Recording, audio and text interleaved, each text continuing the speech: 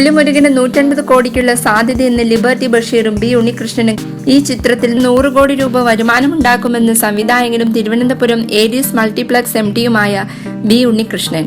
ഏതാണ്ട് 150 കോടിയോളം രൂപ ആകെ വരുമാനമുണ്ടാക്കാനുള്ള സാധ്യതയാണ് ഇപ്പോഴുള്ളത്. ഈ ചിത്രത്തെ നമ്മുടെ ചലച്ചിത്ര വ്യവസായത്തിന്റെ വിപണി സാധ്യതകളും സമവാക്യങ്ങളും മാറ്റിയെഴുതിയ ഒന്നായി വേണം പരിഗണിക്കാനെന്ന് ബി ഉണ്ണികൃഷ്ണൻ. ഇനി നമുക്ക് ധൈര്യമായി മറ്റു ഭാഷാ വിപണികളും കൂടി ലക്ഷ്യം വെക്കുന്ന വലിപ്പമുള്ള സിനിമകളെ കുറിച്ച് ആലോചിക്കാം.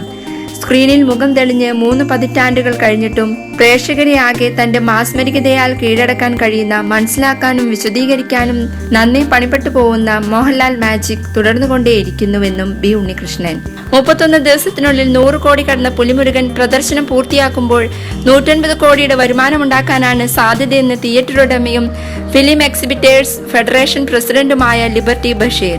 റിപ്പീറ്റ് ഓഡിയൻസ് സിനിമയുടെ വരുമാനത്തിന്റെ പ്രധാന കാരണമാണ്. ദൃശ്യത്തിന് ശേഷം സ്ത്രീകളും കുട്ടികളും ചെറുപ്പക്കാരും ഒരുപോലെ തിയേറ്ററുകളിലേക്ക് ഒഴുകുന്നത് കണ്ടത് ഈ സിനിമ വന്നപ്പോഴാണ്. 5ാം വാരത്തിലേക്ക് കടന്നപ്പോഴും ശനി ഞായർ ദിവസങ്ങളിൽ പ്രധാന തിയേറ്ററുകളിൽ ഹൗസ്ഫുൾ ഷോയാണ് നടന്നത്. പുലിമുരുകൻ 150 കോടിയും കടന്ന് യാത്ര തുടരുന്നത് ഒരുപാട് വൈകാതെ തന്നെ നമുക്ക് കാണാൻ സാധിക്കുമെന്ന് സംവിധായകൻ വൈശാഖ്. ക്രിസ്മസ് റിലീസ് വരെ പ്രധാന റിലീസുകൾ ഇല്ലാത്തതിനാൽ എതിരാളികളില്ലാതെ ഡിസംബർ വരെ ഇതേ നിലയിൽ പ്രദർശനം തുടരാൻ പുലിമുരുകന് കഴിയുമെന്നാണ് വിലയിരുത്തൽ.